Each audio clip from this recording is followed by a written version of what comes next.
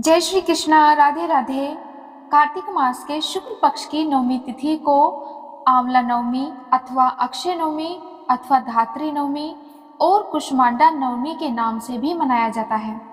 पुराणों की माने तो कार्तिक शुक्ल पक्ष की नवमी से लेकर पूर्णिमा तक भगवान विष्णु आंवले के पेड़ पर निवास करते हैं, इसलिए इस पेड़ की पूजा अर्चना की जाती है। और यह भी कहा जाता है कि इस दिन भगवान श्री कृष्ण अपनी बाल लीलाओं का त्याग करके वृंदावन की गलियों को छोड़कर मथुरा चले गए थे। आंवला भगवान विष्णु का सबसे प्रिय फल है और आंवले के वृक्ष में सभी देवी देवताओं का निवास होता है, इसलिए आंवले के वृक्ष की पूजा की जाती है।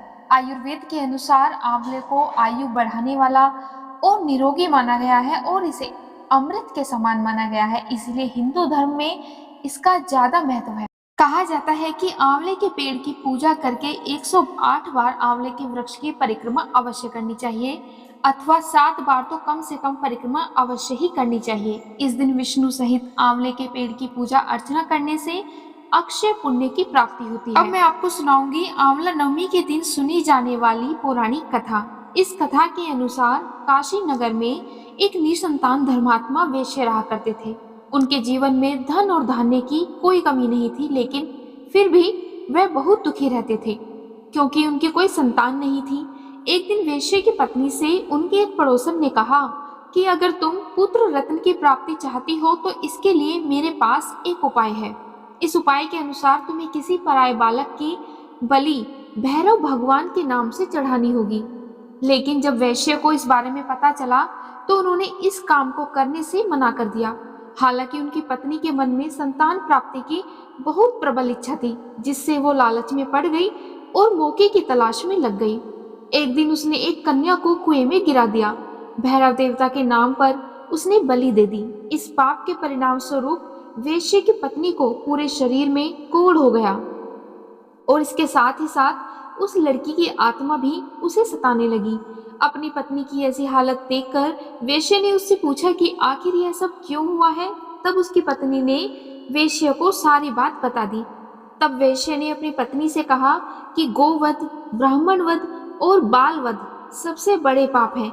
इस पाप को करने वालों का इस संसार में कोई भी भला नहीं कर पाया है, इसीलिए तुम गंगा के तट पर जाकर भगवान का भजन करो और सच्चे मन से गंगा में स्नान करो, तभी तुम्हें इस कष्ट से मुक्ति मिलेगी।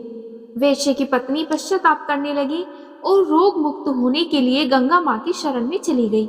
माँ गंगा ने उसे कार्तिक शुक्ल की नवमी तिथि को आंवले के पेड़ की पूजा करने और साथ ही साथ आंवले का सेवन करने के लिए कहा। तब उस महिला ने भी ठीक वैसा ही किया और इस पूजा और व्रत के प्रभाव से वह महिला रोग मुक्त हो गई। इतना ही नहीं, इस व्रत के प्रभाव से कुछ दिन के बाद उसे संतान सुख की भी प्राप्ति हुई।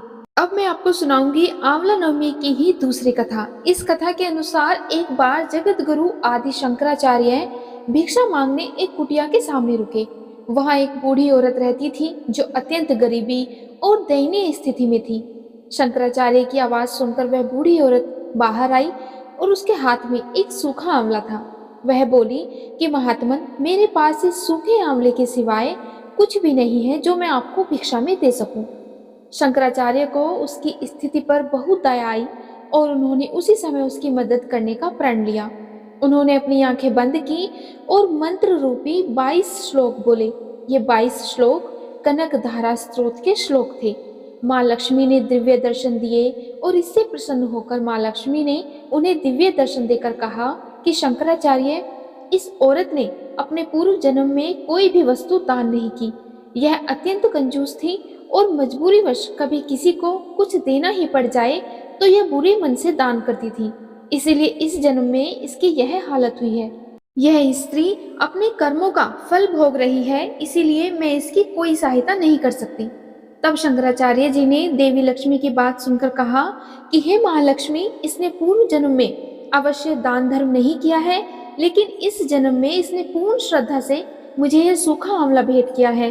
इसके घर में कुछ नहीं होते हुए भी इसने यह मुझे सौंप दिया है। इस समय इसके पास यही सबसे बड़ी पूंजी है। क्या इतना भेंट करना पर्याप्त नहीं है?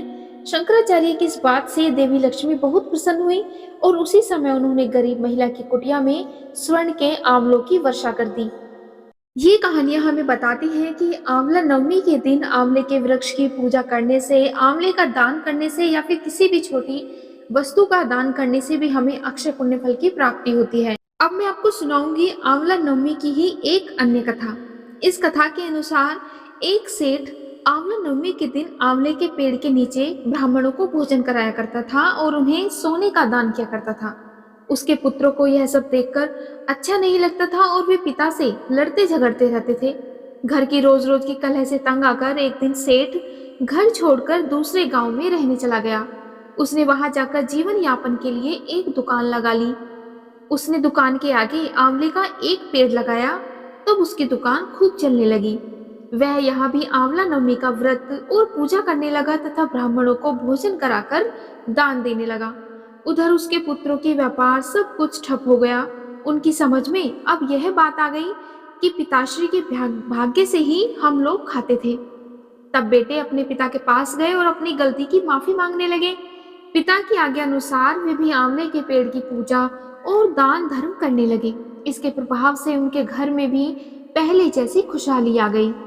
अब मैं आपको सुनाऊंगी आंवला नवमी के दिन सुनी जाने वाली माता लक्ष्मी की पौराणिक कथा।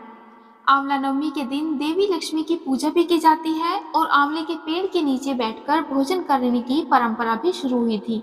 इस संदर्भ में जो कहानी है वो इस प्रकार है कि एक बार देवी लक्ष्मी पृथ्वी पर भ्रमण करने आई। तब रास्ते में उन्होंने भगवान विष्णु और शिव जी की पूजा एक साथ करने की कामना की। लक्ष्मी माँ ने माना कि विष्णु और शिव को एक साथ कैसे पूजा जा सकता है। तब उन्होंने महसूस किया कि तुलसी और बेल की गुणवत्ता एक साथ आंवले के पेड़ में ही पाई जाती है। तुलसी को भगवान विष्णु से प्रेम है और भगवान शिव को बेलपत्र से प्रेम है। तब माता लक्ष्मी ने आंवले के पेड़ को विष्णु और शिव का प्रतीक मानकर आंवले के पेड़ की पूजा की। पूजा से प्रसन्न होकर भगवान विष्णु और शिव शंकर प्रकट हुए। लक्ष्मी माता ने आंवले के पेड़ के नीचे भोजन तैयार किया और उसे श्री विष्णु और भगवान शिव को परोसा। इसके बाद उन्होंने उसी भोजन को प्रसाद रूप में स्वयं ग्रहण किया। जिस दिन यह घटना हुई थी उस दिन कार्तिक शुक्ल नवमी तिथि थी, अतः यह परंपरा उस समय से ही चली आ रही है। तो ये थी आंवला नवमी के दिन सुनी जाने वाली कुछ पौराणिक कथाएं। उम्मीद है आपको आज की वीडियो पसंद आई होगी। अगर आपको आज की वीडियो पसंद आए तो वीडियो को लाइक और अगर चैनल पर पहली बार आए हैं तो चैनल को जरूर सब्सक्राइब करिएगा। जय श्री हरि, जय माता लक्ष्मी।